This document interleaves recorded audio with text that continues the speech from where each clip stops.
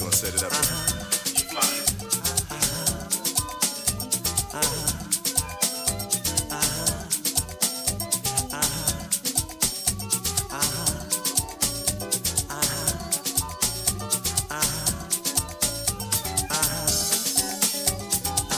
I was just waiting for those horns. Should be coming soon, right?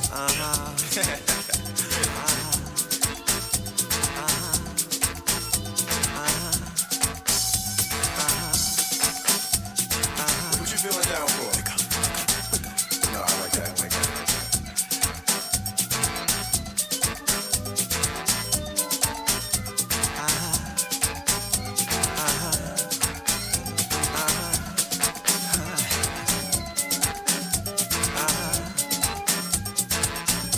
Just vibing right now.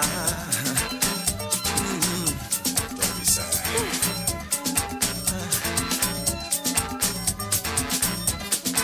Open your eyes.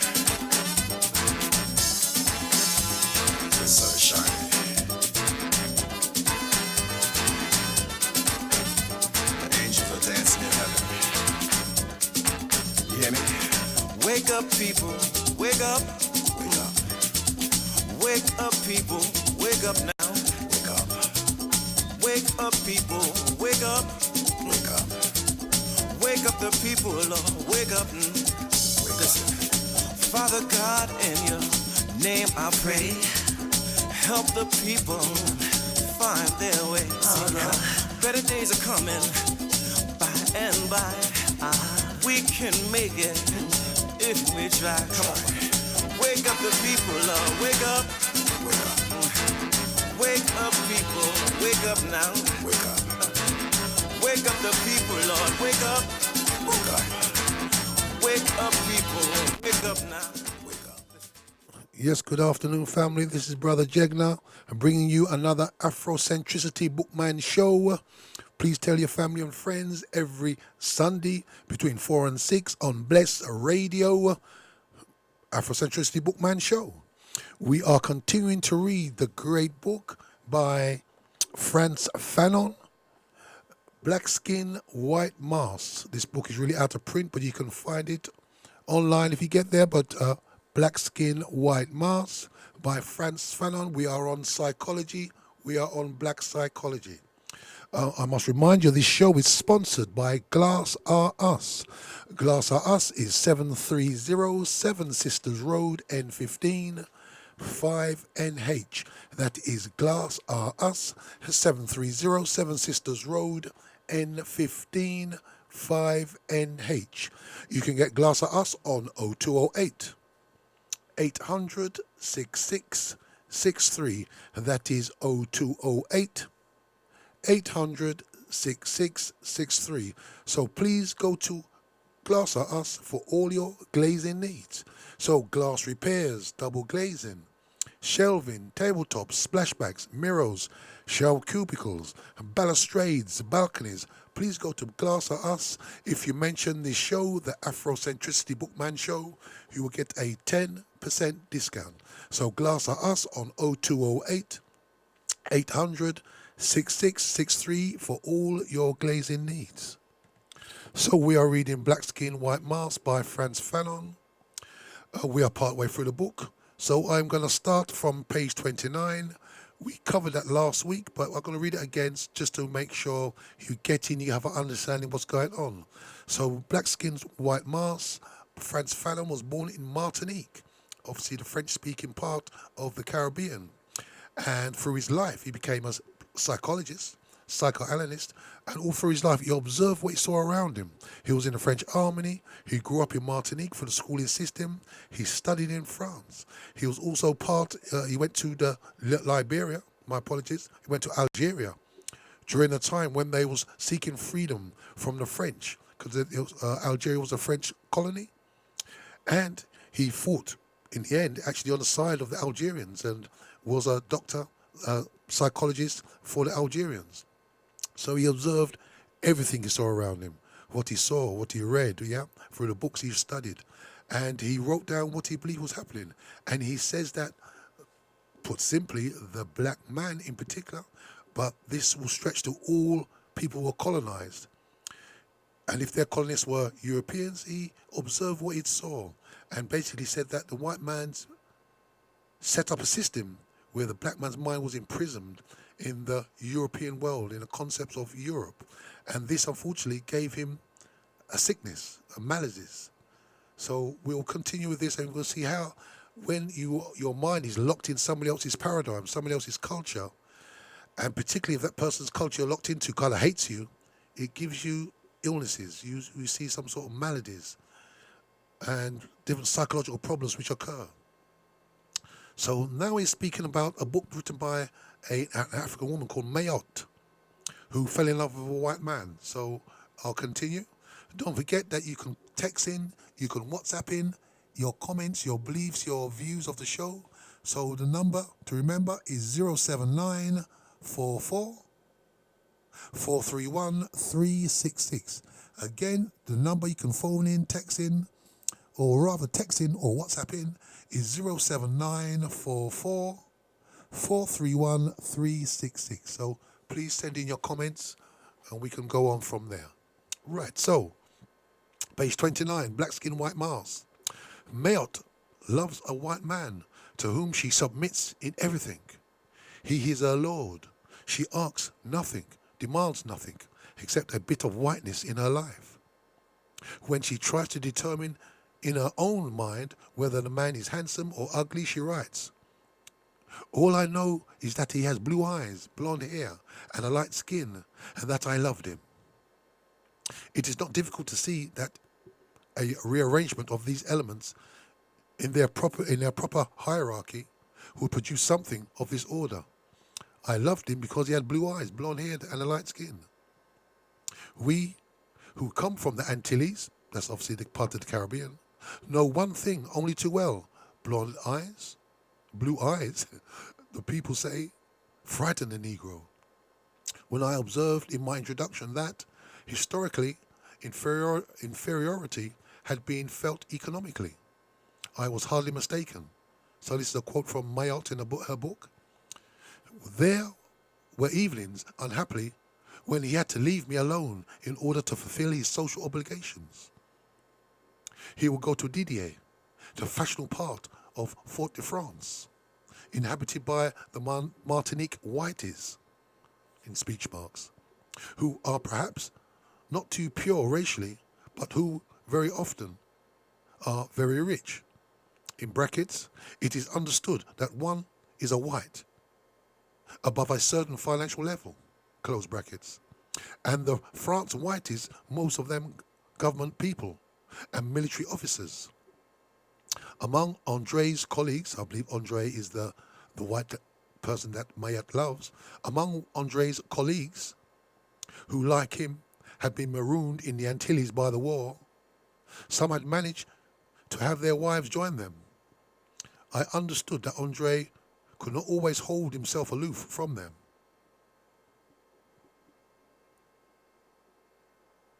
I continue.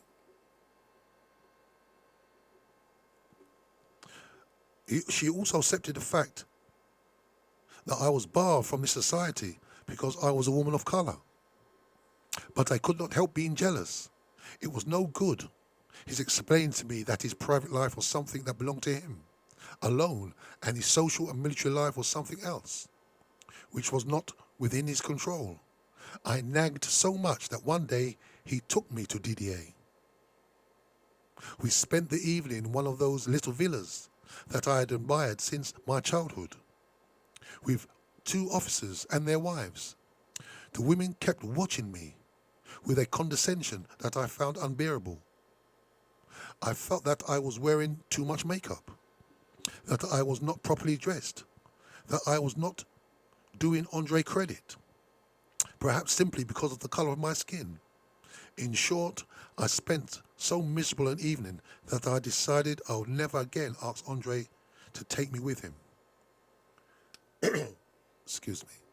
It was Didier, the preserver of the richest people in Martinique, that magnetized all the girls' wishes. And she makes the point herself.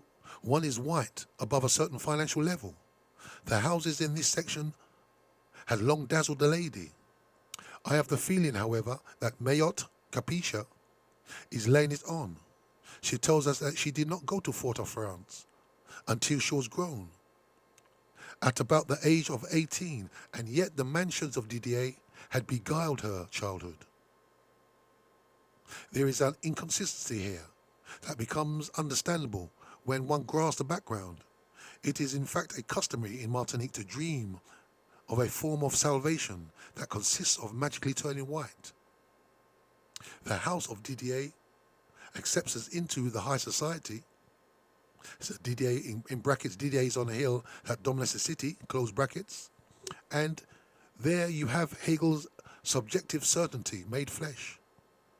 And in my apologies, another way, it is quite easy to see the place in that dialectic of being and having would occupy a description of this behavior.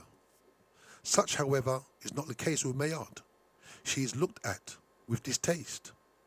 Things begin their usual course. It's because she is a woman of colour that she is not accepted in this society. Her resentment feeds on her own artificiality. We shall see why love is beyond the reach of Mayot Capicia, or the Mayot Capicias of all nations. For the beloved should not be allowed to turn my infantile fantasies into reality. On the contrary, it should help me to go beyond them. The child of Mayat Capicia shows us a certain number of characteristics that illustrate the line of orientation she follows as an adult. And in each time there is a movement or a contact, it will have a direction related to her goal. It would seem indeed that for her, white and black represent the two poles of a world, two poles in perpetual conflict, a genuinely Manichaean concept of the world. The word has been spoken. It must be remembered. White or black, that is the question. I am white. That is to say that I possess beauty and virtue, which have never been black. I am the colour of the daylight. I am black. I am the incarnation of a complete fusion of the world, an intuitive understanding of the earth, an abandonment of my ego at the heart of the cosmos. And no white man, no matter how intelligent he may be, can ever understand Louis Armstrong and the music of the Congo. If I am black, it is not the result of a curse. It is because, having offered my skin, I have been able to absorb all the cosmic effluvia. I am truly a ray of sunlight under the earth. And there lies body to body, with one's blackness or one's whiteness, in a full narcissistic cry, each sealed in his own peculiarity, with its true now and then a flash or so, but these are threatened at the source. So from the first, this is how the problem appears to Mayat. At the 5th year of her age and the 3rd page of her book, she took her inkwell out of the desk and emptied over his head. This was her own way of turning whites into blacks, but she quite soon recognized the futility of such attempts. And then there were Louise, and her mother, who told her that life was difficult for a woman of color. So, since she could no longer try to blacken or negrify the world, she was going to try in her own body and in her own mind to bleach it. To start, she would become a laundress. I charge a high price, higher than elsewhere, but I work better, and since people in Fort-de-France like their linens clean, they came to me. In the end, they were proud to have their laundry done by Mayot. Excuse me. I am sorry for Mayat Capicia, told us nothing about herself, about her dreams. That would have made it easier to reach her unconscious. Instead, in recognizing her absolute blackness, she proceeds to turn it into an accident. She learns that her grandmother was white. So this is a quote from Mayat's book. I found that I was proud of it. I was certainly not the only one who had white blood. But a white grandmother was not so ordinary as a white grandfather. So my mother then was a mixture. I should have guessed it when I looked at her light color. I found her prettier than ever and cleverer and more refined. If she had had a white man, if she had married a white man, do you suppose I would have been completely white? And life might not have been so hard for me. I daydreamed about this grandmother, whom I had never known, and who died because she had loved a colored man in Martinique. How could a Canadian woman have loved a man of Martinique? I could never stop thinking of our priest, and I made up my mind that I could never love anyone but a white man, a blonde-eyed Frenchman. So you can see the problems in her mind there, that again, her blackness, even though on one level she's proud to be her blackness, she cannot negrify, as he put the term he used, negrify her world. So again, she went back to the blue-eyed, blonde Frenchman kind of world. So since he is the master, or more simply the male, the white man can allow himself the luxury of sleeping with many women. This is true in every country, and especially in the colonies. But when a white woman accepts a black man, there is automatically a romantic aspect. It is given not a season in the colonies. In fact, even though there is a little marriage or actual sustained cohabitation between the whites and the blacks, the number of hybrids is amazing. This is because the white man often sleep with the black servants. Nonetheless, that does not provide any foundation for the passage from Manomi. Thus, one part of our drives would quite naturally impel us towards the most alien types. That is the mere literary illusion. There is no question of literature, and the illusion was probably only a slight. So let me move on. It's a bit text here. So this is the Afrocentricity Bookman show. We are reading Black Skin, White Mask by Frantz Fanon. We are thus put on notice of what Mayat wants, a kind of lactification. For in a word, the race must be whitened. Every woman in Martinique knows this, says it, and repeats it. Whiten the race, save the race. But not in the sense that one might think. Not preserve the uniqueness of that part of the world in which they grew up, but make sure that it will be white. Every time I made my mind up to analyze certain kinds of behavior, I've been unable to avoid the consideration of certain nauseating phenomena. The number of sayings, proverbs, petty rules of conduct that governs the choice of a lover in the Antilles is astounding. It is always essential to avoid falling back into the pit of niggerhood. And every woman in the Antilles, whether in the casual flirtation or in a serious affair, is determined to select the least black of the men. Sometimes in order to justify. So let me just interrupt there quick. You can see that she said the sayings, the proverbs, all the petty rules of conduct that govern the choice of lover in the Antilles. He said is astounding, but all of them lead back that black is no good, white is very good. So we always must move to the white side, no matter it is. So children learn this from very young, clearly, in all the colonies. Whether it's in the Caribbean, we know, the non-French speaking, the English speaking, or the French speaking. Or even in the USA and all these places, Canada, no doubt. It's always that white is right and black is black is not. There is that R&B, that kind of blues song, that if you're white, you're all right. And if you're yellow, just mellow. And if you're brown, stick around. But if you're black, get back, get back, get back.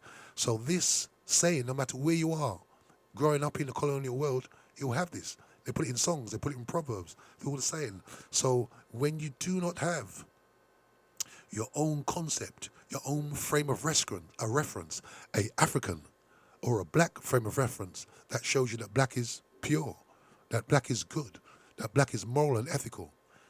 When you only have the frame of reference of European, which says that white is right and black is not, then this is how the illness gets into the mind. You always want to lean towards is good. I think I said last week, if you're in pain, it's natural to move away from that pain. So, for example, say you was doing some work and you hit your hand, hit your nail, hit your finger with a hammer, and it's painful. What do? You go for that what takes away the pain. So you might put your hand in ice water. You may take painkillers. It's natural to move away from pain. So, if you think about your mind now, if your blackness is so terrible that it brings you pain, anxiety, you do everything you can to move away from that pain. And in this case, it's saying, Frantz Fanon saying in the book, is to move towards whiteness. Because you believe, wrongly, that when you move towards whiteness, it takes away your pain. And he's saying in the Martinique, in the Antilles, and as we know in the Caribbean generally, to move away from the blackness is normally to move away from the pain.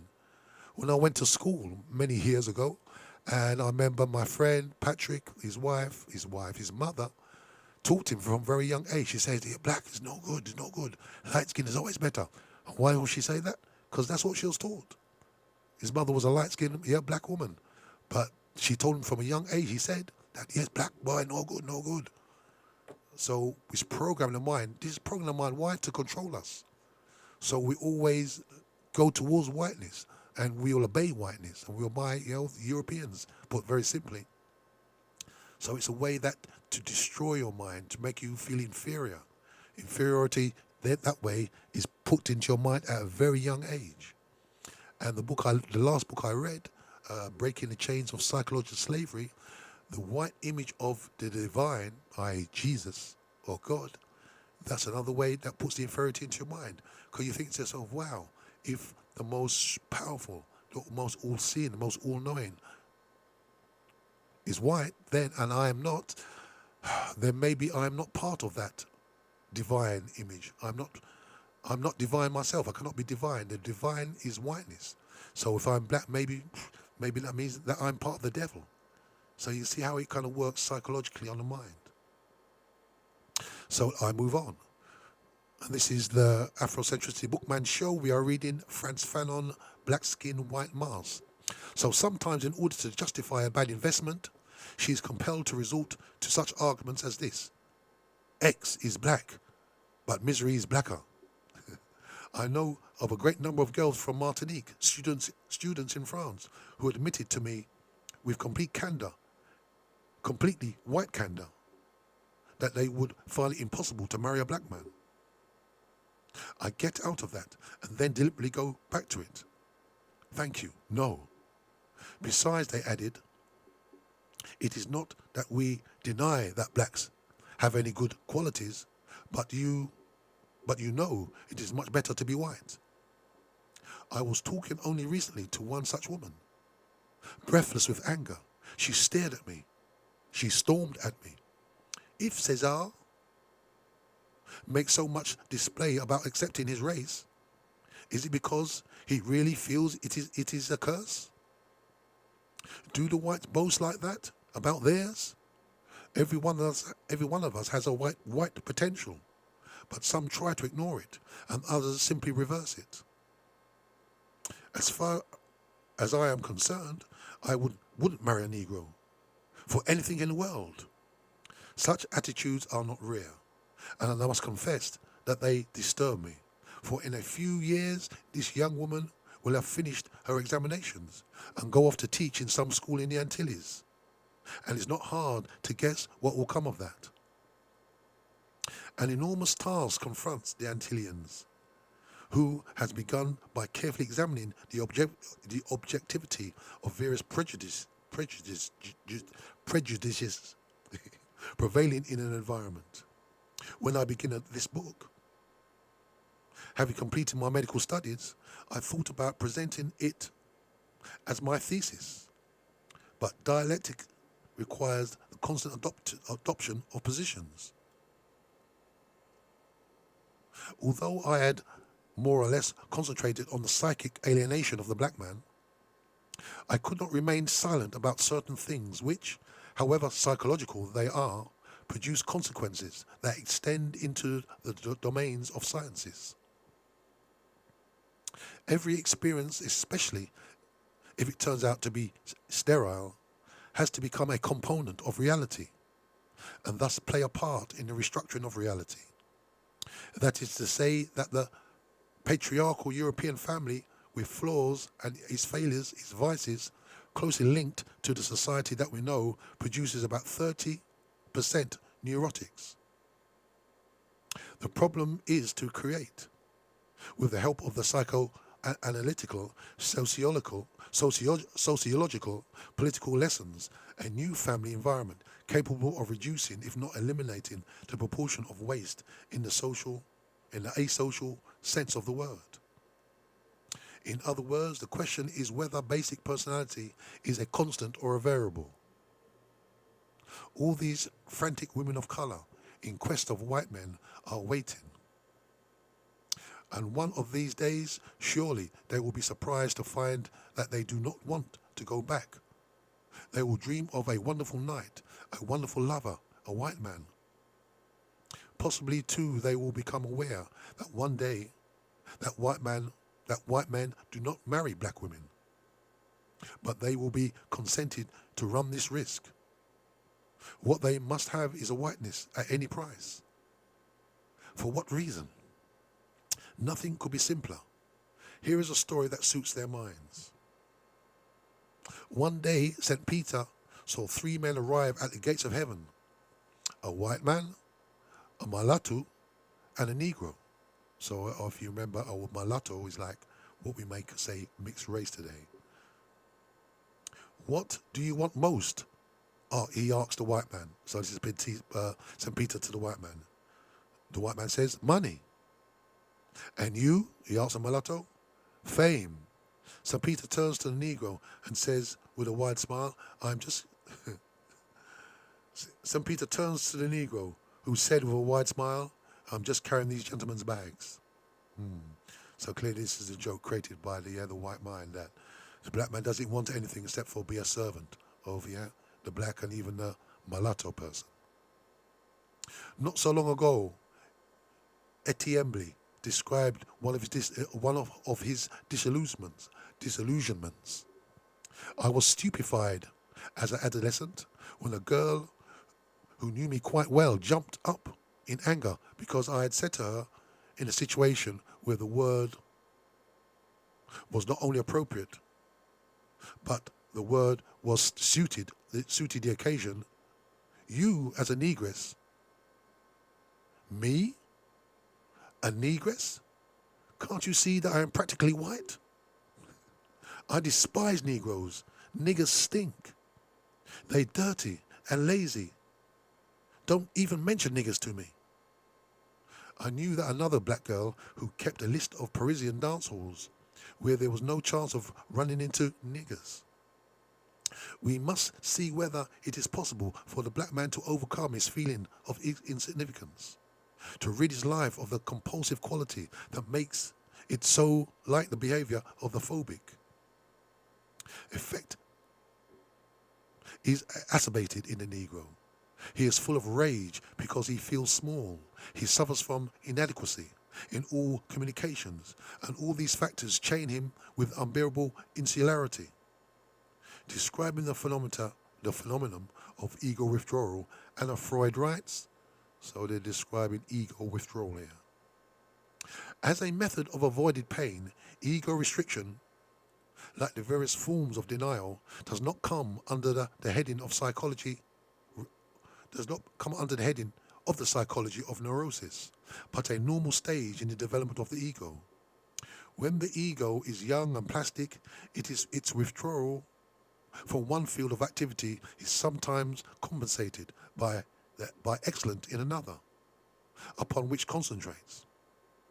But when it has become rigid, it has already acquired an intolerance of pain, and so obsessively fixated to a method of flight, so such withdrawal is punished by impaired development, by abandoning one's position after another, and it becomes one-sided, loses too many interests, and can show but meager achievement. So let me try and analyze this, what I've just read, okay? The best I can. So it says that as a method of avoiding pain, the ego restriction, so the ego restricts things, like the various forms of denial, does not come under the heading of psychology of neurosis, but is a normal stage of development of the ego. So when the ego is young, so when you're a young person, it's plastic, pliable, it moves, it changes. Its withdrawal from one field of activity is sometimes compensated by excellence in another. So if you think you cannot become, I don't know, a doctor, or you cannot be good at maths, for example, or science, you focus on another area. So you may play sports, you may sing, yeah? You know the thing that I like to put us, shape us into, because we don't believe, we don't believe we can do it. So we believe that, yes, because let me say that our self-esteem is normally very strong, because we know that we are, as young people, black people, yeah, we know we can do everything. We know that we can sing, we can dance, we can be very good at maths, reading books and things like that. But the society will start to shape you that maybe you cannot do things, and you lose confidence in maybe doing maths or English or science and stuff like that. But when you become older now, that pliability, that young plasticness of your ego becomes rigid and fixed. And then it becomes, they said here, obsessively fixated to a method of flight. You start to move away things. You don't even attempt to do things because your ego is being sort of crushed and restricted. You don't even believe you can do something.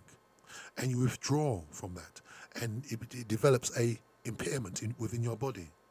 So by abandoning one position after another, so you keep on turning away from maths, you turn away from science because maybe you believe you cannot do it, your egos become one-sided. It loses too many interests. So with some things, they don't even become an interest anymore. You just move away from it. And it can show but a meager achievement. So because of your inferiority now, your achievements become meager. So you see how it kind of works. I believe this is my analysis of what they're saying here. You move away from so many things because you've been crushed. Your blackness you've been told that you're inferior. You move away things, even things you could do quite easily. You move away from them, believing you cannot do it. And then your achievements become small in comparison to others. And this it's like a self-fulfilling prophecy. Because you believe you you can't do things, you don't even try to do it. And when you don't do it, it's self-fulfilled. You believe, I can't do it anyway, that's why I didn't even try it. So I hope you understand that. It becomes a self-fulfilling prophecy. Because you don't believe you can do something, you don't try. And when you can't do it, you believe, I can't do it anyway. So that's why I didn't even try. And then it's just a circle. It goes round and around and around. So this is what Frantz Fanon is pointing out to us. Let me continue. We understand now why the black man cannot take pleasure in his insularity. For him, there's only one way out, and it leads into the white world. So you believe now if you try to act white and try to be white, that's how you can get success. Whence his constant preoccupation with attracting the attention of white men, his concern for being powerful like the white man, his determined effort to acquire protective qualities, that is the proportion of being or having that enters into the composition of an ego. As I said earlier, it is from within this Negro, it's from within that the Negro will seek admittance into the white sanctuary. The attitude derives from the intention. Ego withdrawal has a successful defense mechanism. It's impossible for the Negro. He acquires white approval. So sometimes you notice that we believe that the only people who can say, yes, you've done good, is whiteness. And if you do not get white approval, you haven't achieved anything. It's like you seek white approval because only white approval will say that, yes, you've gone so far, you are good enough. So if you're always looking at that, you'll never be enough. Because if the white man is going to say to you, no, it's no good, you'll never have their approval.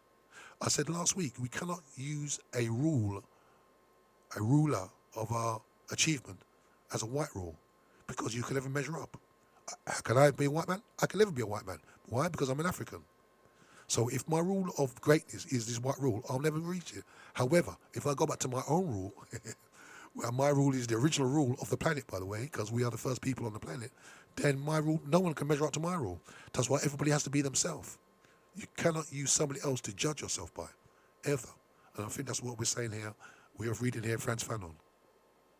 In the midst of her mystical euphoria and her rhapsodic canticles, it seems that Mayot Capisha, remember Mayot is the black woman who loves the white man and loves the white world, because to her the white world is everything. It seems to Mayot Capisha that she is an angel and that she soars away all pink and white, in speech marks. Nevertheless, in the film Green Pastures, God and the angels are black. But the film was a brutal shock to the author. How was it possible to imagine God with Negro characteristics? Quite naturally, in my mind, because the original people of the world are black people. So the creator, just using simple logic, has to have these characteristics. This is not my vision of paradise, but after all, it was just an American film. So you can see the European mind cannot compute it in their mind. How the hell can the creator be African? But to the African, in his own mind, it's natural. What else can he be? Indeed, no. The good and merciful God cannot be black. He is a white man with bright pink cheeks. From black to white is a course of mutation. One is white, one is rich, one is beautiful, one is intelligent. You see, this is what I put into our mind every day. Meanwhile, Andre has departed to carry the white message to others, other Mayots, under their skies. Delightful little jeans with blue eyes, bicycling the whole length of the chromosome corridor. But as a good man, he has left instructions behind him. He is speaking of his Mayot's child. So we're talking about maybe the child I may have. You will bring him up and you will tell him about me. You will say that he was a superior person. You must work hard to be worthy of him. So he's saying here that you program your child that you must seek whiteness as well. What about dignity? He has no need to achieve it. It was injected now into the labyrinth of his arteries, entrenched in his pink little fingernails, a solidly rooted white dignity. And what about his father? What about the father? That is what Etienne has to say about him. A fine specimen of his kind. He talked about the family, work, the nation, our good Pétion, and our good God. All of which allowed him to make her pregnant according to form. God has made use of us and said the handsome swine, the handsome white man, the handsome officer. After which, under the same God-fearing Pétionist properties, I shove her over to the next man. Before we are finished with those whose white lords is like one dead, and who surrounds herself with dead men in a book, crowded with deplorably dead things, we feel that we should like to ask Africa to send us a special envoy. Nor are we kept waiting. Abdoulaye, Subji, and Nina offers us a description of how black men can behave in contact with Europeans. I have said that the Negrophobes exist. It is not hatred of the Negro, however, that motivates them. They lack the courage for that, or they have lost it. Hate is not inborn. It has to be constantly cultivated, to be brought into being, in conflict with more or less recognized guilt complexes. Hate demands existence, and he who hates has to show his hate in appropriate actions and behaviors. In a sense, he has to become hate. That is why the Americans have substituted discrimination for lynching. Each to his own side of the street. Thereafter, we are not surprised that the cities of the French black man or French black Africa, there are European quarters. Mournier's work, The Evil, the African or not, so I think the evil of the black African, had already attracted my interest. but I was impatiently awaiting an African voice. Thanks to Oline Diop's magazine, I've been able to coordinate the psychological motivations that govern men of color.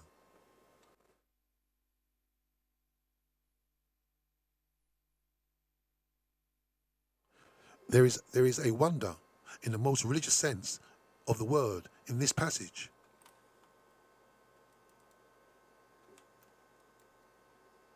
Mr. M. Compian is the only white man in St. Louis who goes regularly to the St. Louis Club. A man of certain standing, for he is an engineer within the Department of Bridges and Highways, as well as a deputy director of the public works in Senegal.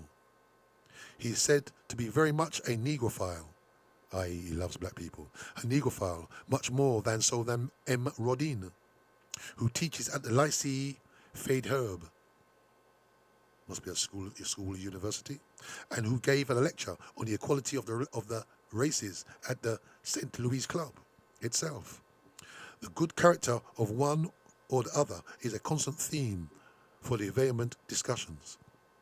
In any event, M. Campaign goes to the club more often, and there he has made acquaintances of the very well-behaved natives, who show him much deference, and who, like him, feel honored by his presence among them.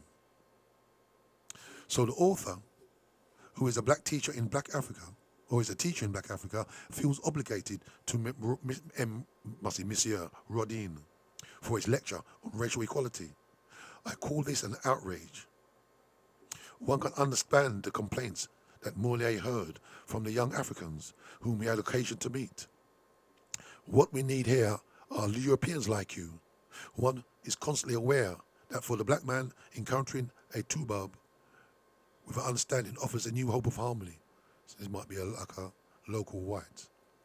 Analysing various passages in Abdoulaye Sadji's story, I shall attempt to grasp the living reactions of the woman of colour to the Europeans. Excuse me. First, there are two such women, the Negress and the mulatto. The first has only one possibility, one concern, and that is to turn white. The second not only wants to turn white, but also wants to avoid slipping back. What indeed could be more illogical than for a mulatto woman's acceptance of a Negro husband? For one must be understood once and for all that this is a question of saving the race. So I've seen this in Brazil. I mean, there's videos as well that in Brazil, the idea is that you must continue. So a black woman, for example, you must marry a white man, and then your child must marry a white man. So eventually, the African is being removed completely from your family line. And even the grandmothers, full-blown African grandmothers, are kind of taught this. So this is like the epitome. This is like paradise. When you bleach out the blackness out of the bloodline, this is paradise for these people with this sick line of European thought. And you can see it's everywhere where they go. Hence Nini's great problem. A Negro has the gall to go as far as to ask her to marry him. A Negro has the gall to write to her. The love that I offer you is pure and strong. It has nothing of a false tenderness intended to lull you with lies and illusions. I want to see you happy, completely happy, in a setting to frame your qualities, which I know you appreciate. I should consider it the highest of honors and the greatest of joys to have you in my house and to dedicate myself to you, body and soul. Your graces would illuminate my home and radiate light to the darkest corners. Furthermore, I consider you too civilized and refined to reject brutally the offer of a devoted love concerned only with reassuring your happiness. This final sentence should not surprise us. Normally, the mulatto woman should refuse the presumptuous Negro without mercy, but since she is civilized, She will not allow herself to see her lover's colour, so that she can concentrate her attention on devotion. So you can see there he's saying that even when a black man, an African, writes to a mulatto woman, he says at the bottom of the letter, speaks about her, I consider you too civilized and refined to reject brutally the offer.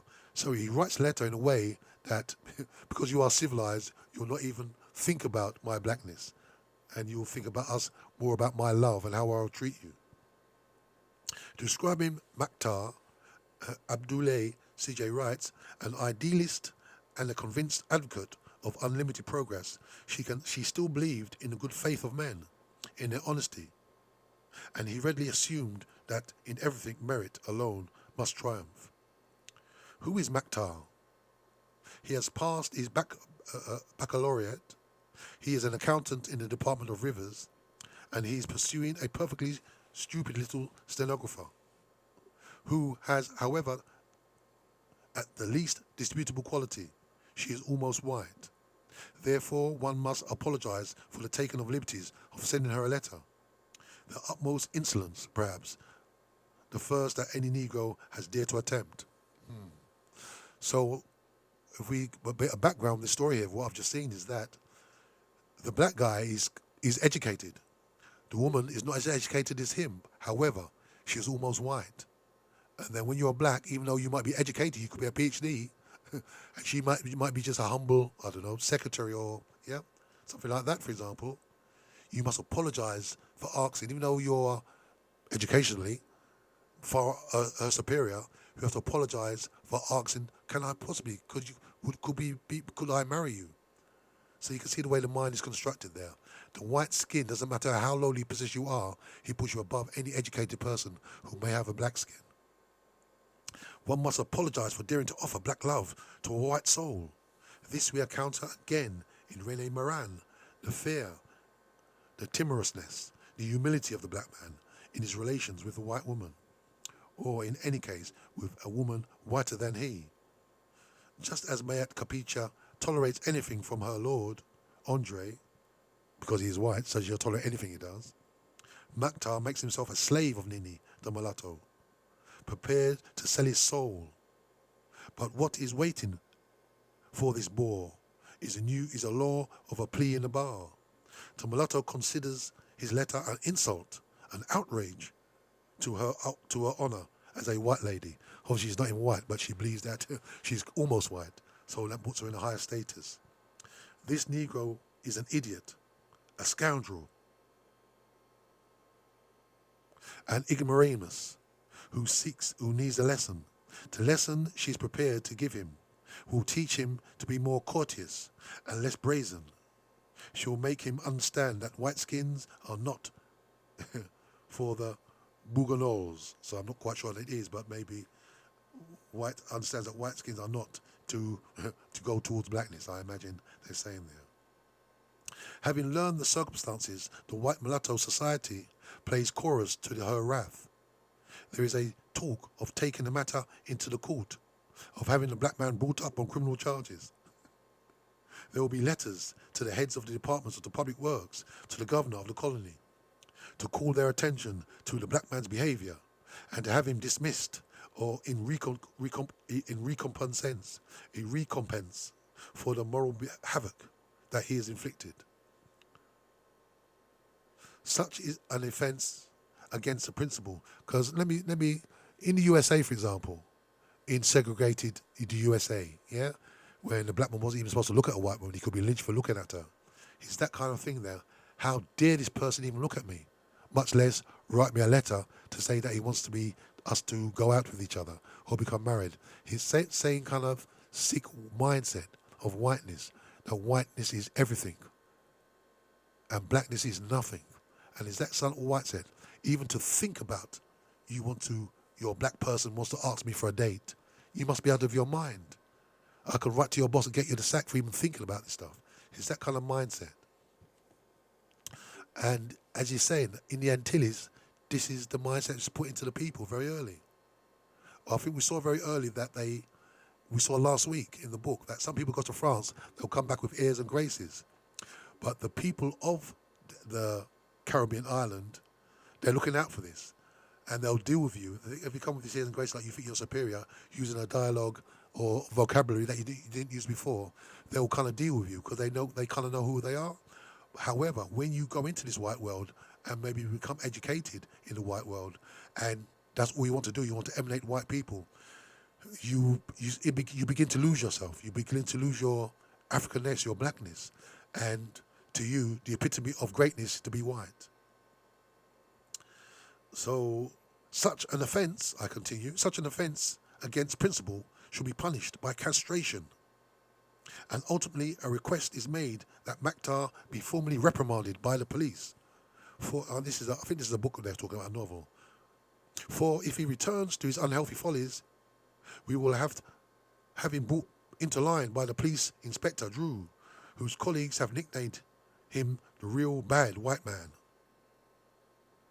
We have seen here how a girl of colour reacts to a declaration of love made by one of her own. Let us inquire now what happens in the case of a white man. Once more we resort to Saji, the long passage that he devotes to the reactions produced by the marriage of a white man and a mulatto woman who provide a vehicle.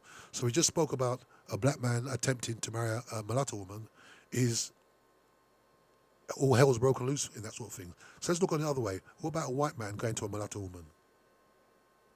For some time, a rumour had been repeated all over St. Louis. It was at first a little whisper that went from one to another, making the wrinkled faces of the old signories glow, put new light into their dull eyes. Then the young women show the whites of their eyes, and forming their heavy lips into circles, shouted the news, which caused amazement everywhere. Oh, it can't be. How do you know it's true? Can such things happen? It's sweet. It's such a scream. The news that had been running through St. Louis for a month was delightful, more delightful than all the promises of the world. It crowned a certain dream of grandeur, of distinction, which was common to all the mulatto women. The ninis, the nanas, the nanettes live wholly outside the natural conditions of their country. The great dream that haunts every one of them is to be the bride of a white man from Europe. One could say that all their efforts are directed to this end, which is almost never attained. Their need to gesticulate, their love of a ridiculous ostentation, their calculated, theatrical, revolting attributes are just so many effects of the same mania of grandeur. They must have white men, completely white, and nothing else will do.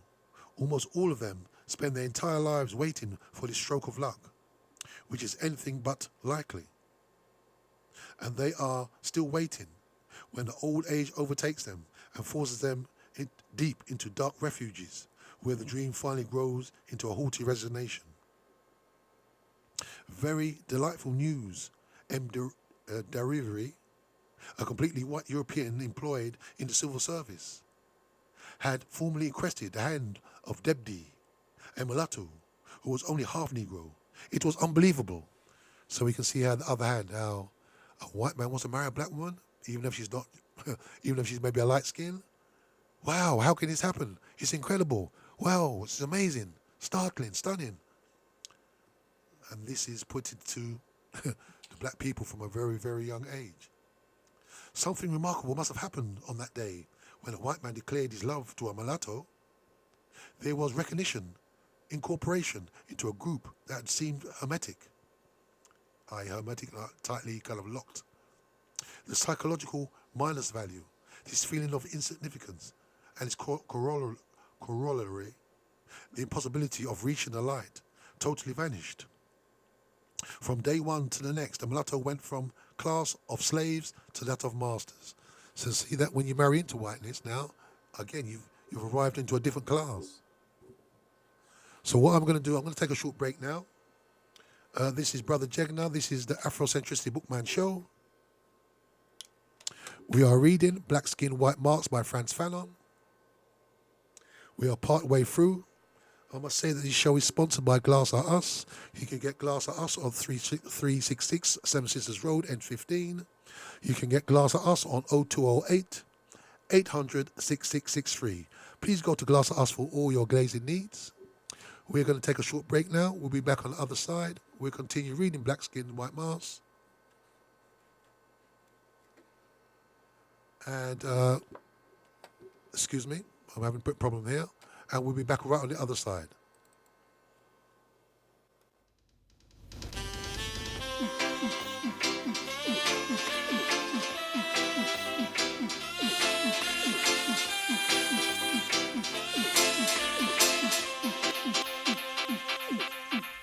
Sweep over my soul. Sweep over my soul. Though the rolling light gets rolled, Jaja sweep over my soul. Lingy back, sweep over my soul. Sweep over my soul.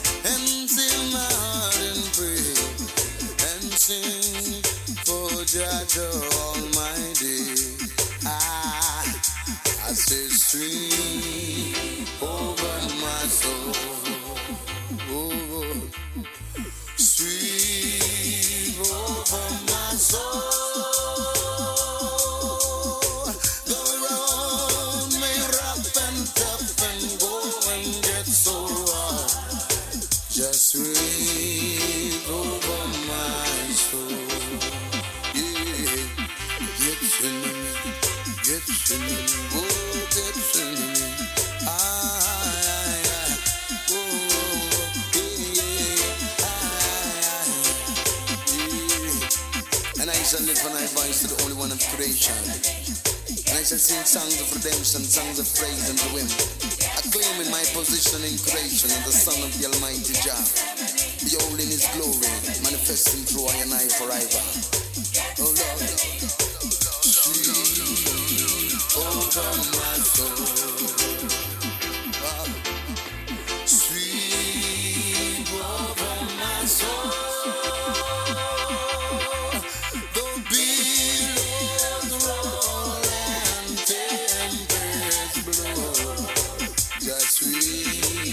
Over my soul. Oh, if I had 10,000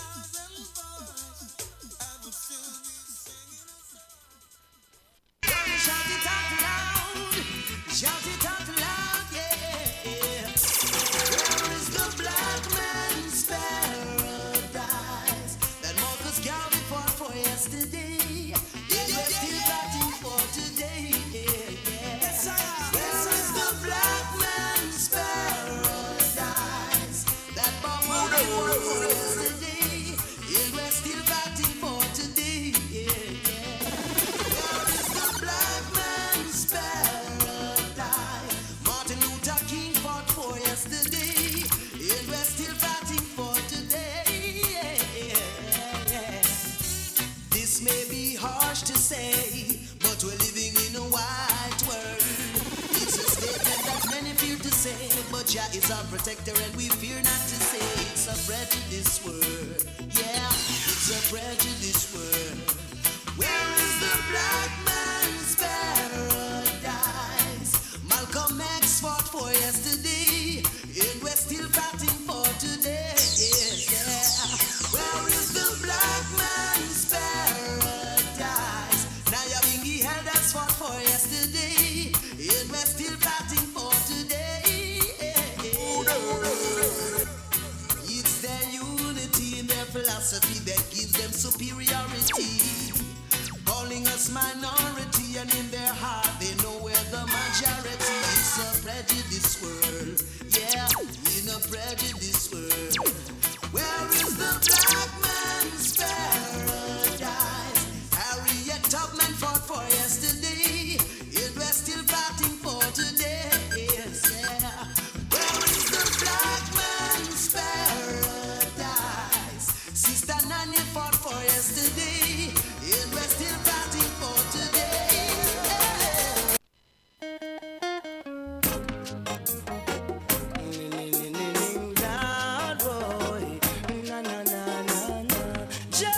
Rastafari. Lord boy, na na na na na. Rastafari. Na na na na na na. Holy Mount Zion, I'm coming home to you.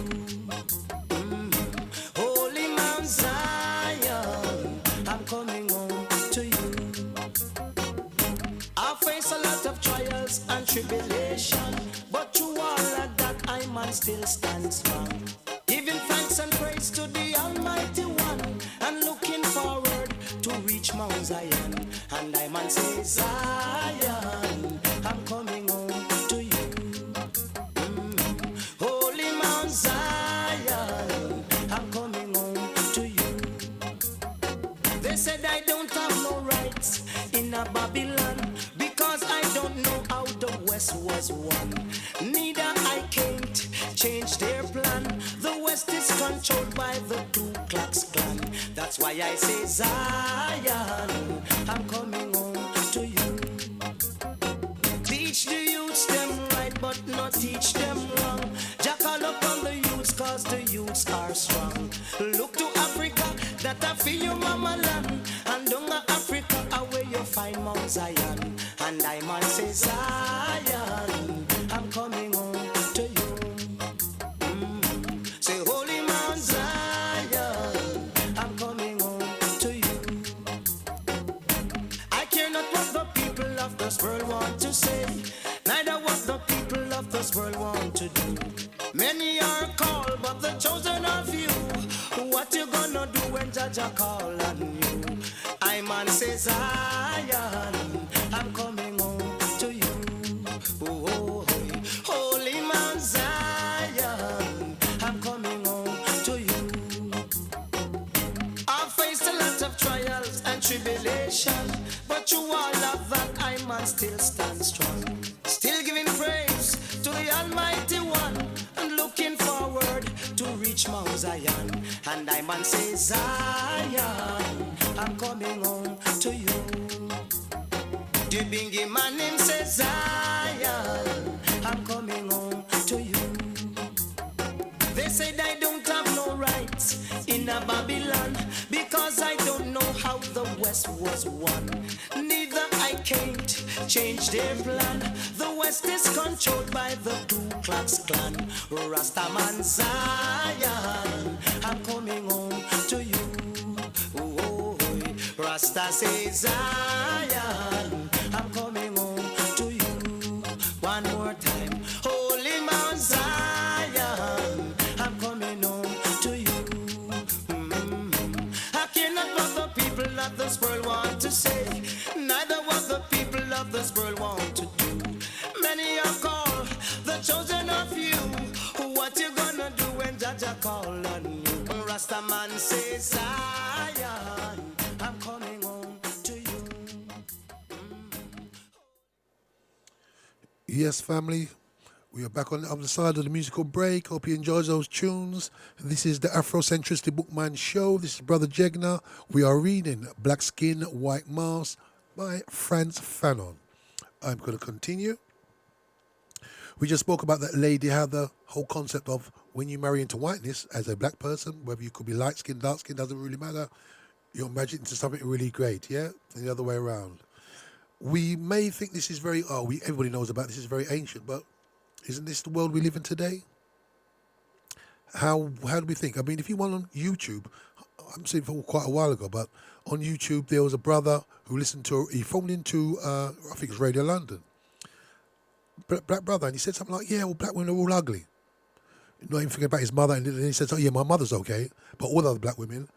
And there's another one about, they asked him, what colour skin women do you like?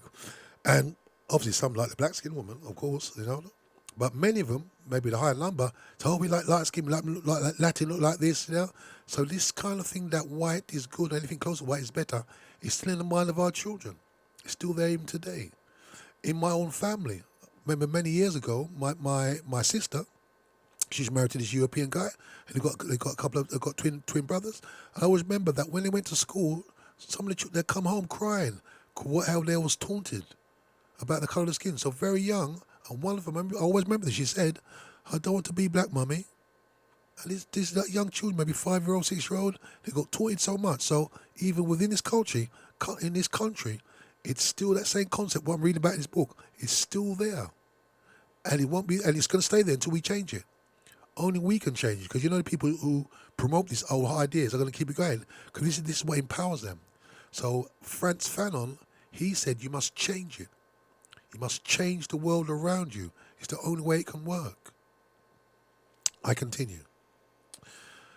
So she had been recognized through her overcompensating behavior. She was no longer a woman who wanted to be white. She was white. She was joining the white world. So still was. So when you marry a white person, you join their world, allegedly. So in Magie Noire, Paul Morand describes a similar phenomenon, but one has since learned to be leery of Paul Morand. From the psychological point of view, it may be interesting to consider the following problem. The educated mulatto woman, especially if she's a student, engages in doubly equivocal behavior. She says, I do not like the Negro because he is a savage. Not savage in a cannibal way, but lacking in refinement. An abstract point of view. And when one points out to her that this respect of some people may be her superiors, she falls back into their ugliness. So they lack refinement, but when pointed out, maybe, well, actually this person's above you in his station, well, we all think he's ugly. So yeah, we hear this, yeah.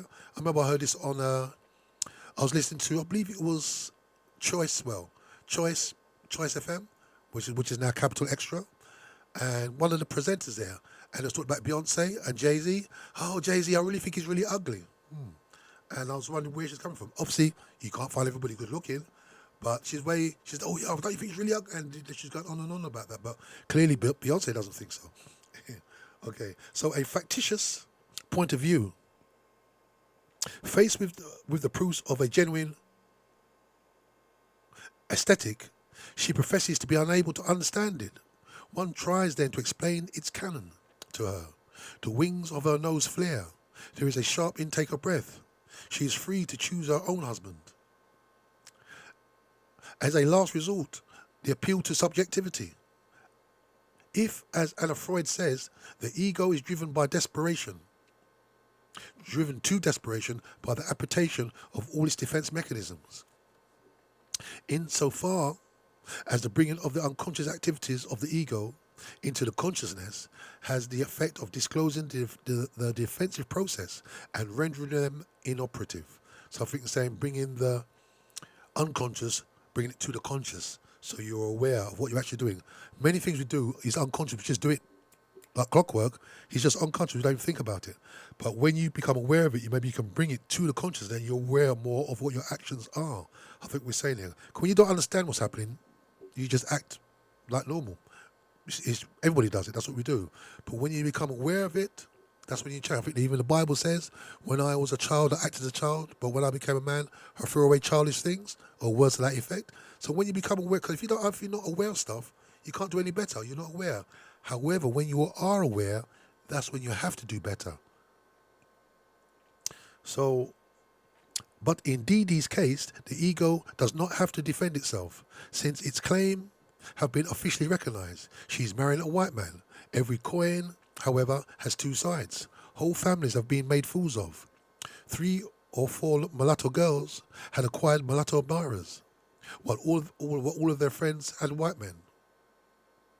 This was looked on particularly as an insult to the family as a whole, an offence, moreover, that required amends. For these families had been humiliated in their most legitimate ambitions. The mutilation that they had suffered affected their very movement of their lives, the rhythm of their existence. In response to a profound desire, they sought to change, to evolve. This right was denied to them. At any rate, it was challenged. What is there to say after these expositions? Whether one is dealing with Mayat Capicha of Martinique or Nini of St. Louis, the same process is to be observed, a bilateral process, an attempt to acquire, by internalizing them, assets that were originally prohibited. Very good. It is because the negress feels inferior that she aspires to win admittance to the white world. In this endeavor, she will seek to help of a phenomenon that she will call effective erethism. So, and you can see there, the whole idea is that they feel inferior. So if you feel inferior, how can you get superior or close to it? Whiteness. And that is really what's put into our minds.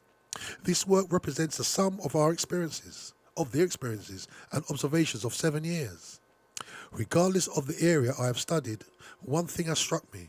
The Negro, enslaved by his inferiority, the white man enslaved by his superiority, alike believe in accordance with the neurotic orientation. Therefore, I have been led to consider their alienations in terms of the psychological, psychoanalytical classifications. The Negro, obviously the black person, behavior makes him akin to obsessive neurotic type. Or, if one prefers, he puts himself into a complete situational neurosis. So he's saying that when black person is locked in his whiteness, he becomes neurotic. He's not working at his optimal healthy state. In the man of color, there is a constant effort to run away from his own individuality, to annihilate his own presence.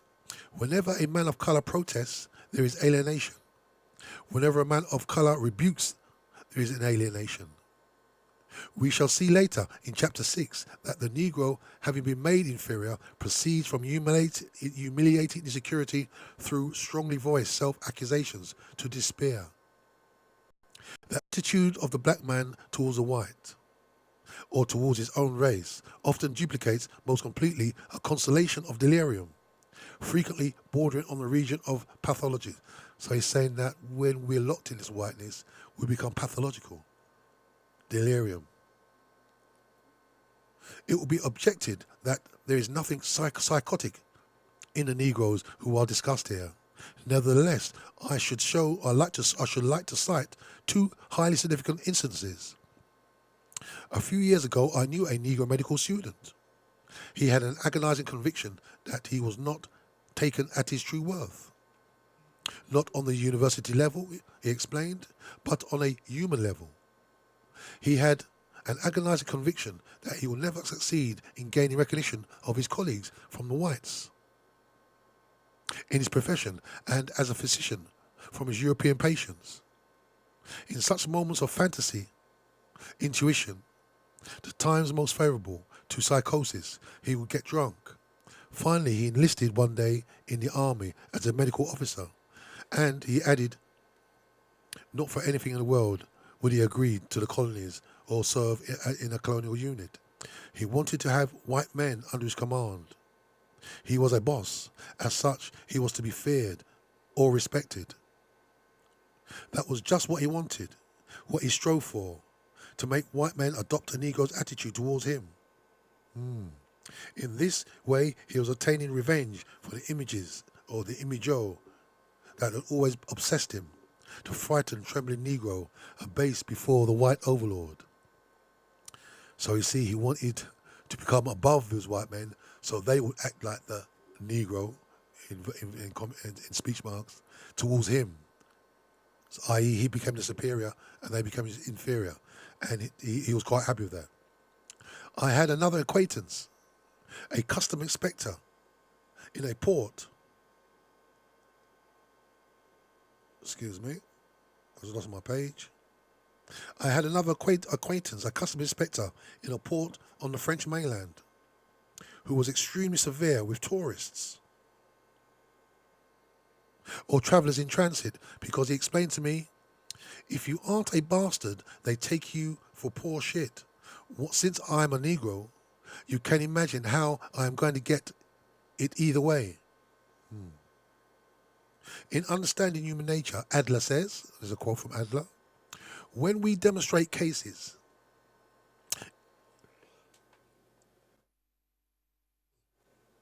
excuse me, I just had to cough.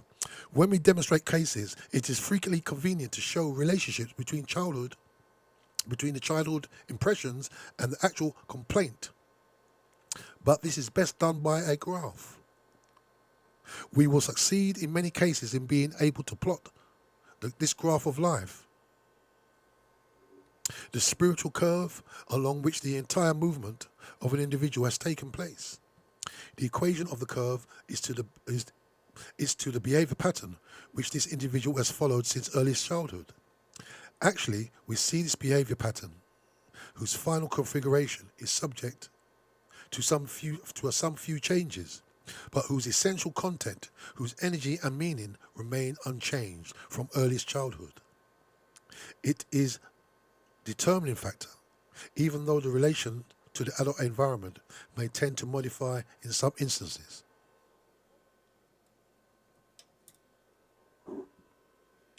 We are anticipating, and it is already clear that the individual psychology of Adler will help us to understand the conception of the world held by the man of colour. Since the black man is a former slave, we will turn to Hegel too, and to conclude, Freud should be able to contribute to our study. Nini and Mayat Capicha, two types of behaviour that move us to thought. Are there no other possibilities? But those are pseudo-questions that do not concern us. I will say, however, that every criticism of that which it implies is a solution, if indeed one can propose a solution to one's fellow, to a free being. What I insist on is the position which must be eliminated once and for all. So that was the end of chapter 2. Let me just read the last bit there again. And I think this is a key to Fanon. But what I insist on is that the position must be eliminated once and for all.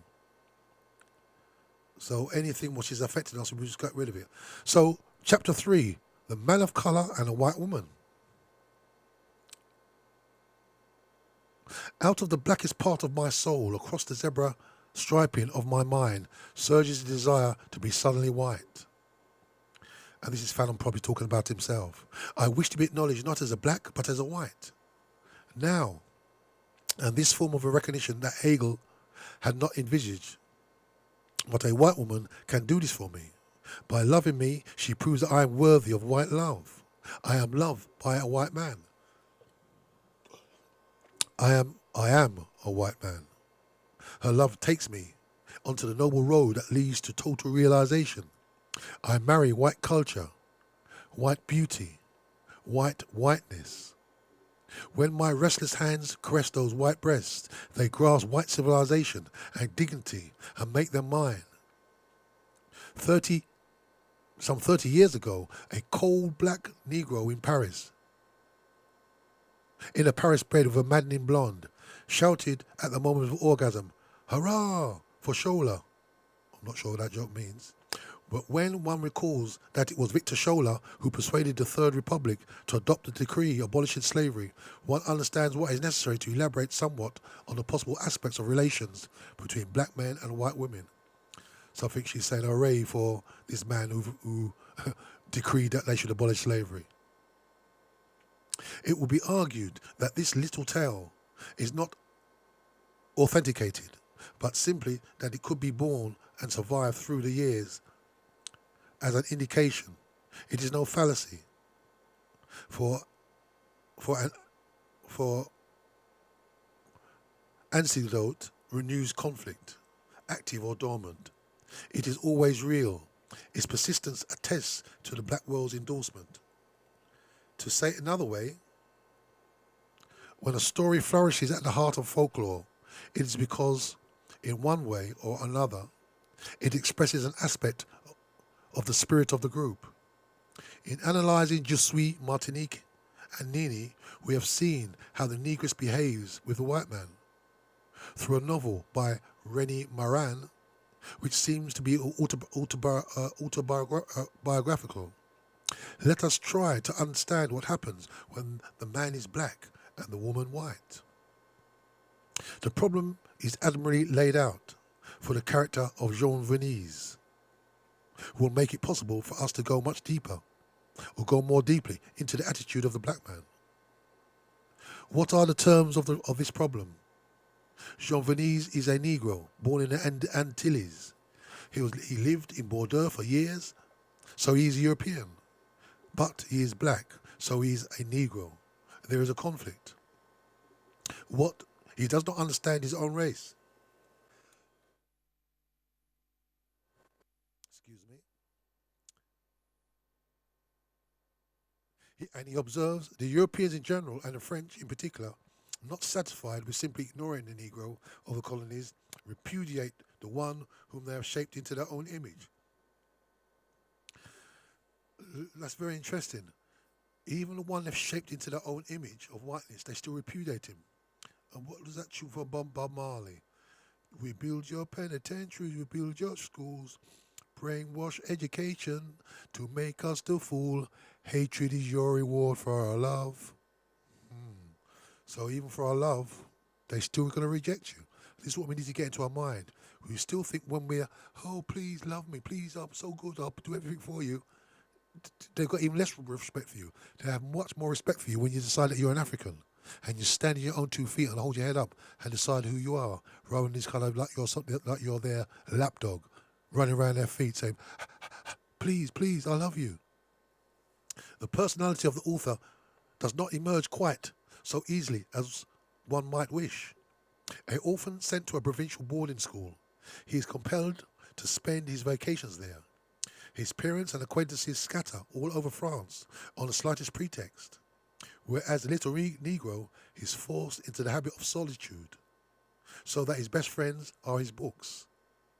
At the extreme, I should say there is a certain accusatory a character, a certain resentment, and ill-disciplined aggression in a long list of too long of travelling companions. The author offers us at the extreme, I say, but it is exactly on the extreme that we have to go. Unable to be assimilated, unable to pass unnoticed, he consoles himself by associating with the dead, or at least the absent. And his associations, unlike his life, ignore the barriers of centuries of oceans. He talks with Marcos Aurelius, Jeanville, Pascal, Perez Goldos, Rabindranath Tagore. So these are all books he's reading. If we were compelled to hang a label on Jean Venise, we should have to call him an introvert. Others might call him a sentimentalist, but a sentimentalist who is always careful to contrive a way of winning out on the level of ideas and knowledge. As a matter of fact, his friends and schoolmates hold him in high regard. What a perpetual dreamer. You know my old pal Venise. He's really a character. He never takes his nose out of his books, except to scribble all over his notebooks. but a sentimentalist who goes non-stop from singing Spanish songs to translated into English. Shy, but uneasy as well. As I was leaving them, I heard Divronde say to him, "A good kid, that Venise. He seems to be like being sad and quiet, but he's always helpful. You can trust him. You'll see he's the kind of Negro that a lot of white guys ought to be like." Uneasy and anxious indeed. An anxious man who cannot escape his body.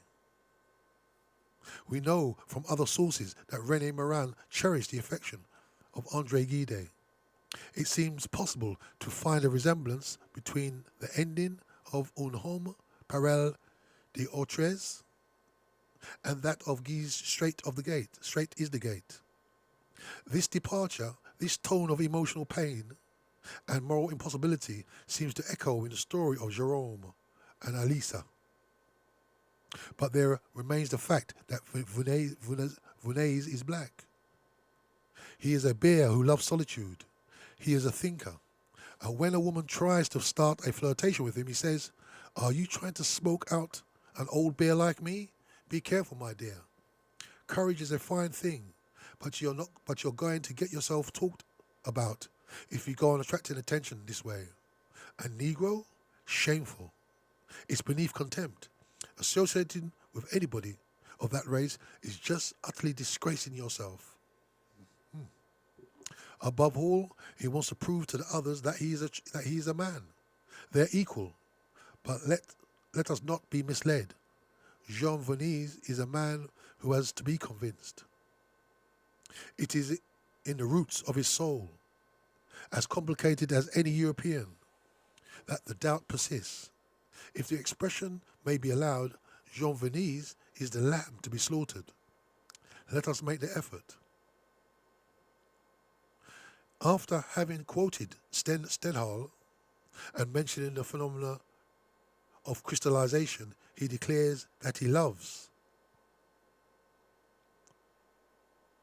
André, this is a quote, Angele spiritually in Madame Collonges and physically in Clarisse. It is insane.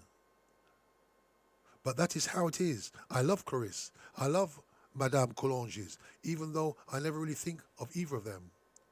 All are for me is an excuse that makes it possible for me to delude myself. I study André in them, and I begin to know her by heart. I don't know. I know nothing. I have no wish to try to know anything. Or rather, I know nothing anymore except one thing, that the Negro is a man like the rest, the equal of the others, and that his heart, which is only the ignorant consider simple, can be complicated, as the heart of the most complicated of Europeans. For the simplicity of the Negro is a myth created by superficial observers. I love Clarisse, I love Madame Collonges, and it is André Mariel whom I really love. Only she, no one else. Who is André Mariel? You know who she is, the daughter of the poet, Louis Mariel.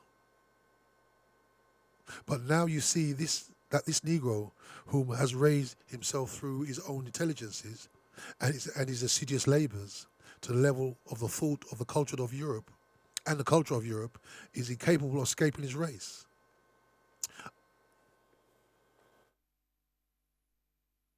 Excuse me, I had to cough there. André Muriel is white. No solution seems possible. Yet, association with Payet, Guide, Marias, and Voltaire seems to have wiped out all of that. In all good faith, Jean Venise believed in that culture and set himself to love this new world he had discovered and conquered for his own. What a blunder he had made, arriving at maturity and going off to serve his adopted country in the land of his ancestors was enough to make him wonder whether he was not being betrayed by everything around him. For the white race would not accept him as one of their own, and the black virtually repudiated him. Jean Venise, feeling that existence is impossible for him to love without love, proceeds to dream it into being. He proceeds to dream it alive and to produce verses. When a man loves, he must not speak. Best that he hide from himself.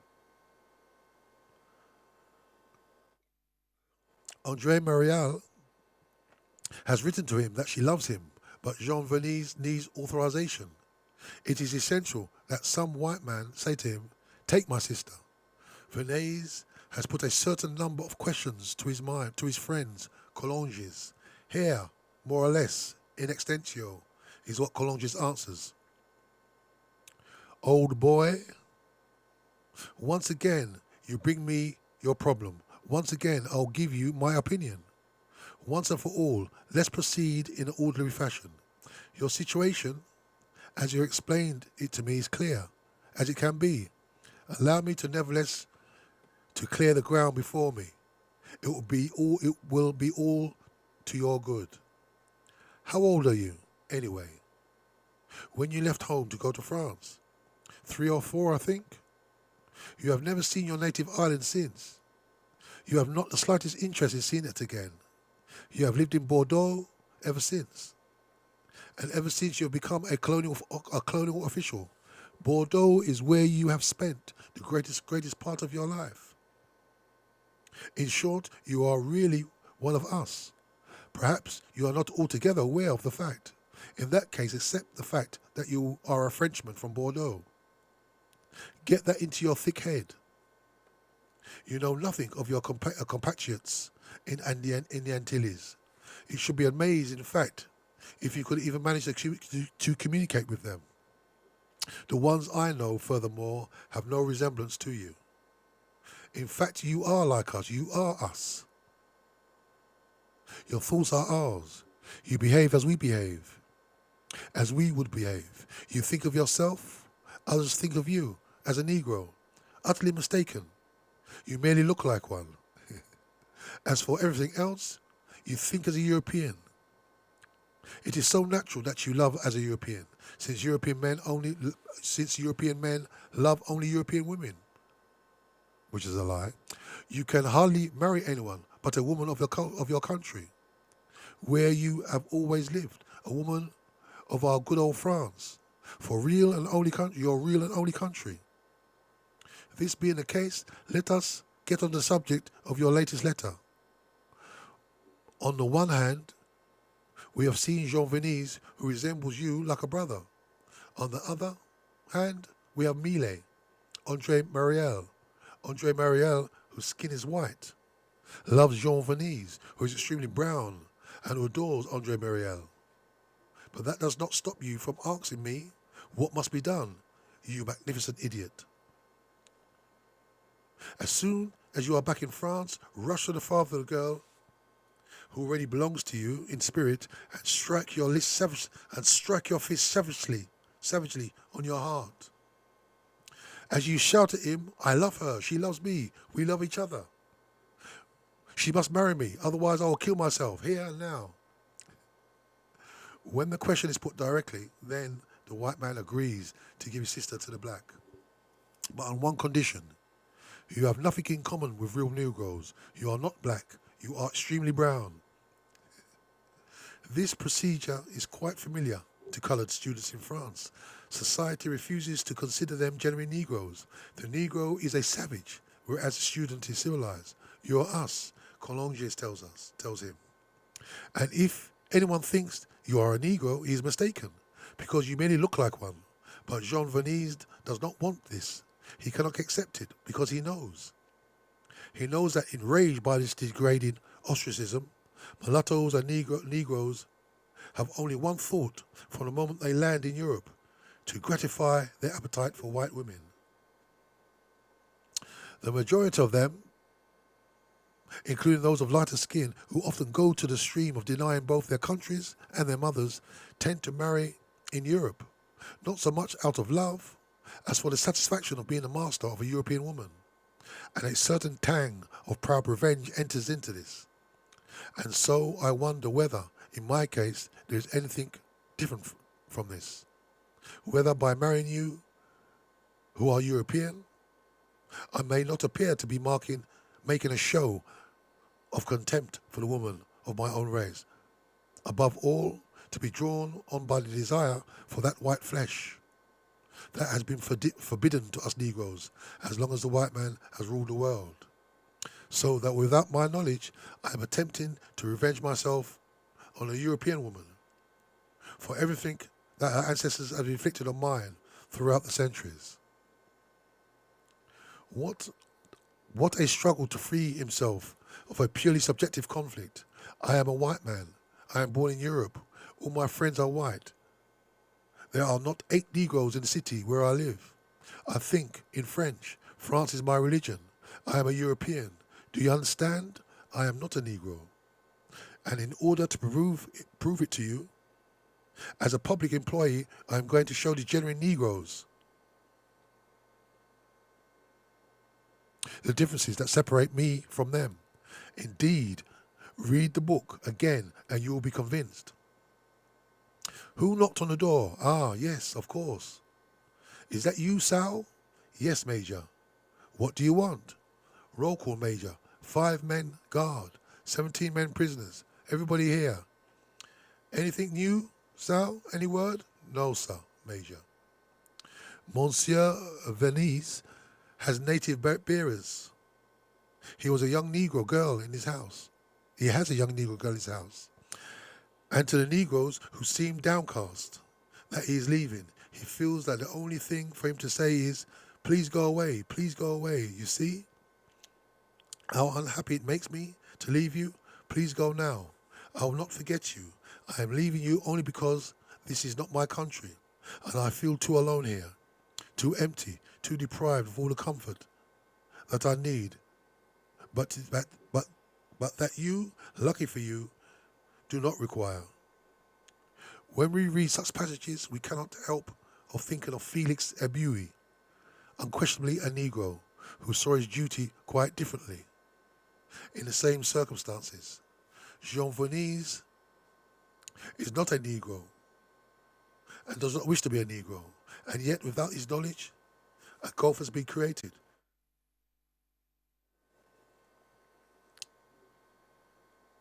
There is something indefinable, irreversible.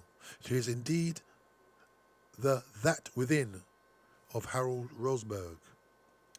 Louis T. Achille said in his report on the interracial conferences in 1949, insofar as truly interracial marriage is concerned, one can legitimately wonder to what extent it may not represent the colored spouse, a kind of subjective consecration to wiping out in himself of his own mind the color prejudice for which he has suffered so long. It will be interesting to investigate this in a given number of cases, and perhaps to seek in the clouded motivation the underlying reason for certain interracial marriages entered into outside of the normal conditions of a happy household. Some men or some women, in effect, by choosing a partner of another race, marry persons of a class or a culture inferior to their own, whom they would not have chosen as spouses in their own race, and whose chief asset seems to be the assurance that that partner will achieve denaturalization, or to use a loathsome word, deracialization. Among certain people of color, the fact that they are marrying someone of the white race seems to have overridden every other consideration. In this fact, they find access to complete equality, and that the illustrious race, the master of the world, the ruler of the people of color. So that was 1949. So there's in there was analysing the black mind and the white mind, and the interracial marriages, so to speak. We know historically that the Negro guilty of lying about with a white woman is castrated. We know historically that the Negro guilty of lying with a white woman is castrated. The Negro who has had a white woman makes himself taboo to his fellows.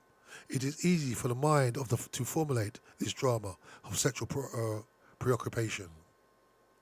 And that's exactly the ultimate goal of the archetype of Uncle Remus, Brer Rabbit, who represents the black man. Will he or will he not succeed in going to bed with the two daughters of Mrs. Meadow? There are ups and downs, all told by a laughing, good-natured, easygoing Negro, a Negro who serves with a smile. So this is the Afrocentricity Bookman Show. This is Brother Jack now. We are reading Frantz Fanon's famous and classic book, Black Skin and White Mask. During a time when I was slowly being jolted alive into puberty, I had the honor of being able to look in wonder on one of my older friends who had just come back from France, who had held a Parisian girl in his arms. I shall try to analyze this problem in a special chapter. Talking recently with several Antillians, I found that the dominant concern among those arriving in France was to go to bed with a white woman. As soon as their ships docked in Le Havre, they were off to the houses. Once the ritual of initiation into authentic manhood had been fulfilled, they took the train to Paris. But what is important here is to examine Jean Venise. To this end, I shall resort to a considerable measure to a study of Jaume Guex's Nevrose d'Abandonnement. So let me just say, what just came to my mind actually. I was in this Facebook group. Well, I was in this WhatsApp group, and there was a lot of people on the group from Zimbabwe. And I always remember one brother there, a young brother. He kind of inboxed me privately, and he says, "Do I know any white women? Could I find a white woman?" And I said, "No, I can't, because I don't really, more than at work, I don't really socialize with white women." And he said, okay then. But it always went for mine. He didn't say, "Can I find a nice woman in London for me?" or something like that. He said, "Can I find a white woman?" So are we speaking about what Frantz Fanon talked about here? That in your mind you must have, I don't know, so would it be he wants to go to white woman because he wants to feel white, close to whiteness?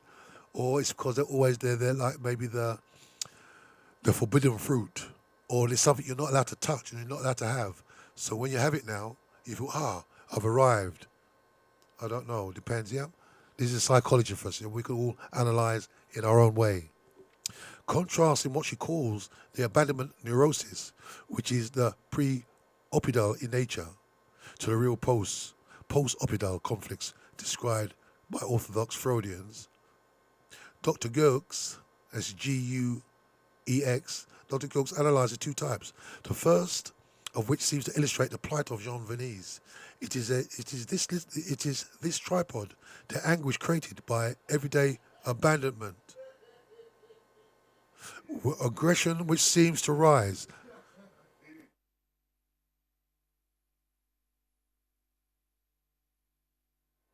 We made an introvert, Jean Venise. We know the characteristically, or better, phenomenologically,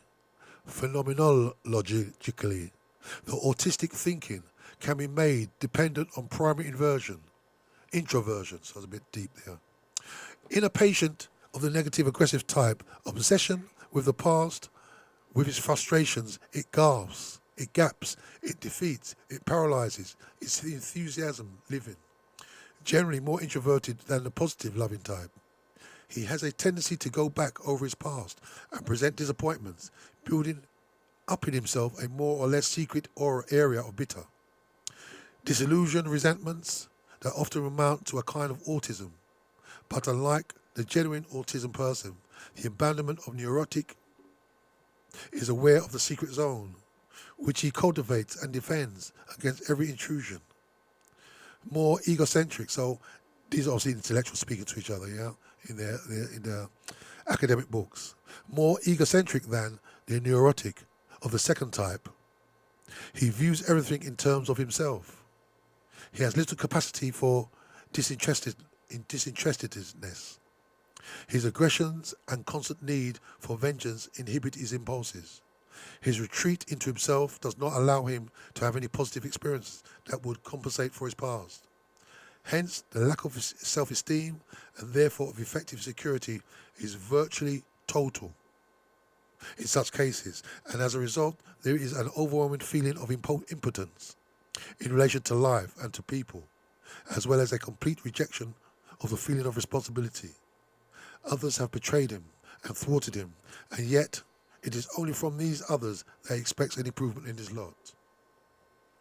A magnificent description into which the character of Jean Vernez fits perfectly, for he tells us, arriving at maturity and going off to serve my adopted country in the land of my ancestors was enough to make me wonder whether I was not being betrayed.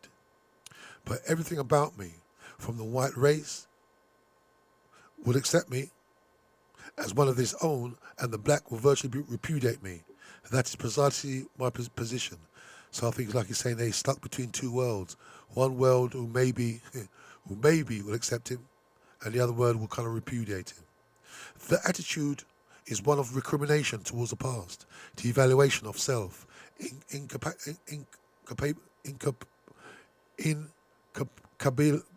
incapability of being understood as he would like to be.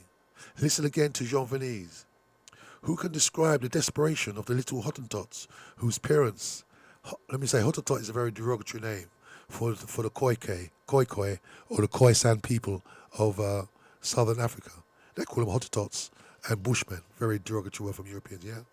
So who can describe the desperation of little Hottentots whose parents, in the hope of making real Frenchmen of them, transplant them to France too early?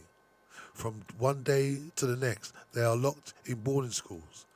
These free, joyful children, for our own good, as a weeping parents in them.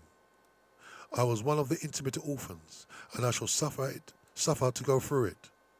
My life, at the age of 7, I was introduced to learning where turned over to a gloomy school far out of the country.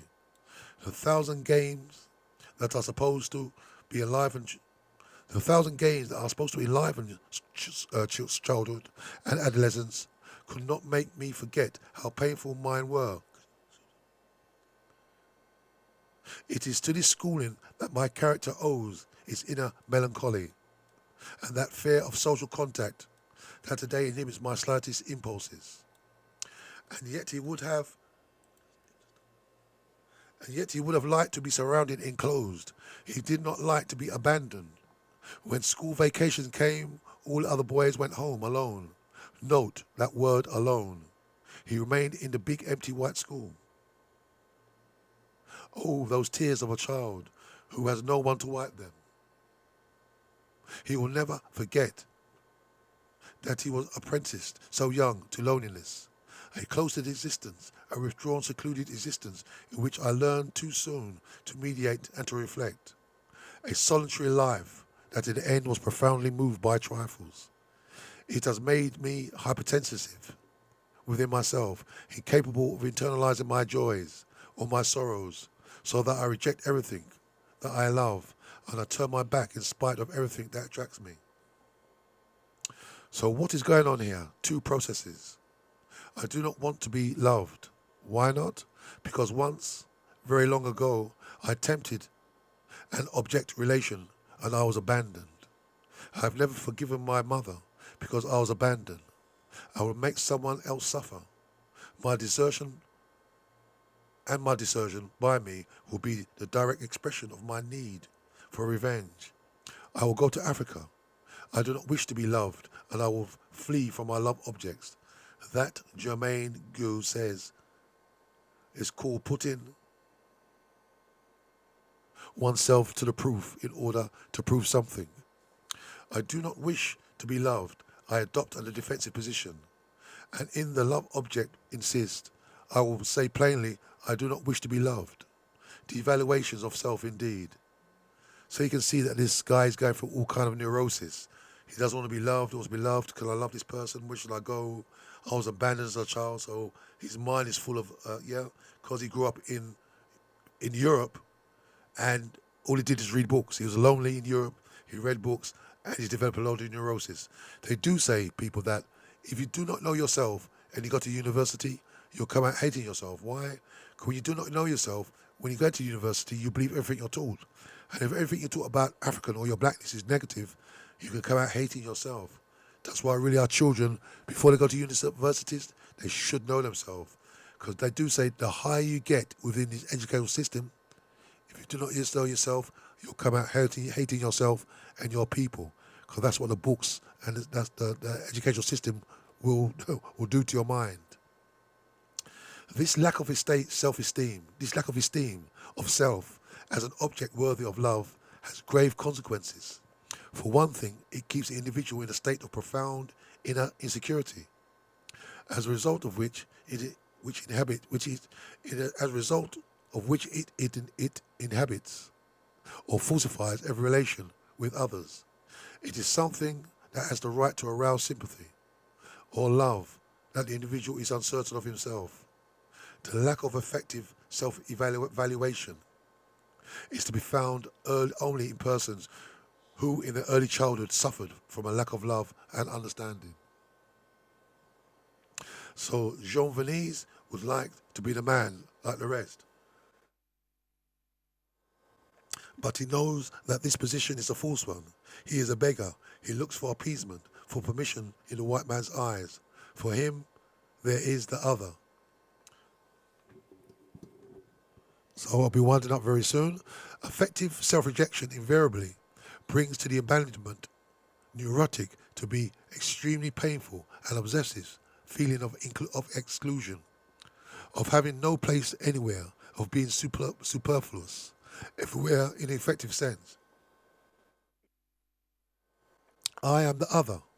It's an expression that I've heard time and time again in the language of the abandoned neurotic. To be the other is to feel that one is always in a shaky position, to be always on guard, ready to be rejected, and unconsciously doing everything needed to bring about exactly this catastrophe.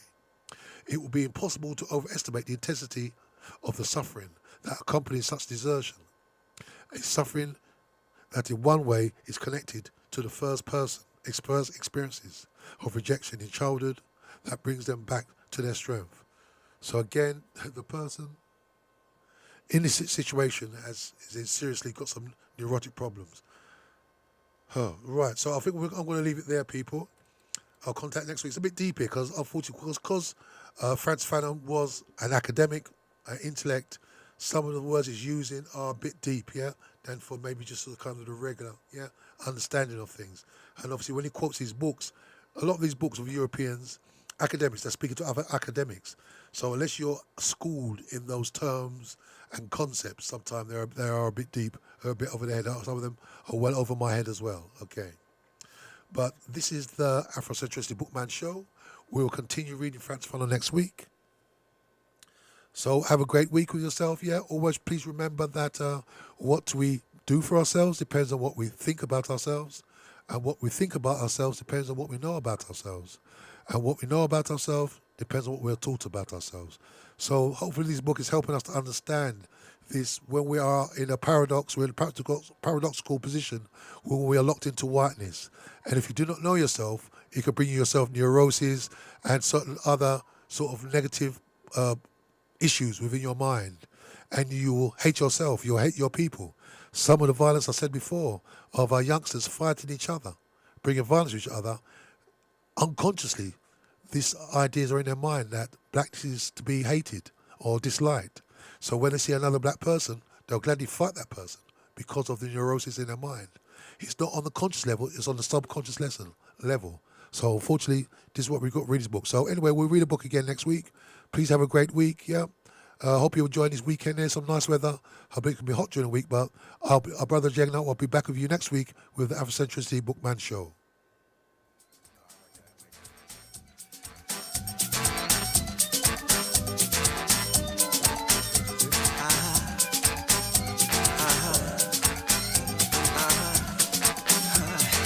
Okay, yeah, we click it. You got the microphone, so yeah. All right. That's all right. Don't be sad.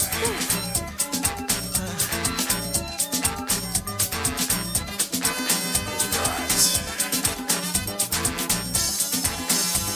The sun is shining. The angels are dancing in heaven. You hear me? Wake up, people, wake up. Wake up, people, wake up now. Wake up. Wake up, people, wake up. Wake up. Wake up the people, Lord, wake up. Listen. Father God, in your name I pray. Help the people find their way. Better days are coming by and by. We can make it if we try. Come on. Wake up the people, Lord, wake up. Wake up. Wake up, people, wake up now. Wake up. Wake up the people, Lord, wake up. Wake up. Wake up, people, wake up now. Wake up. Father God, in your name I pray. Help the people find their way. Look around and then I see a little old man and a homeless lady. They don't have no food to eat. Father, give them a warm place to sleep. Come on, wake up the people, wake up. Wake up. Wake up the people, Lord, wake up. Wake up. Wake up. Wake up. Wake up, people, wake up. Wake up. Wake up, people, wake up now. Wake up. Wake up. Wake up. Wake up the people, wake up. Wake up, people, wake up now. Storms will come and storms will go. The earth may quake and still the soul.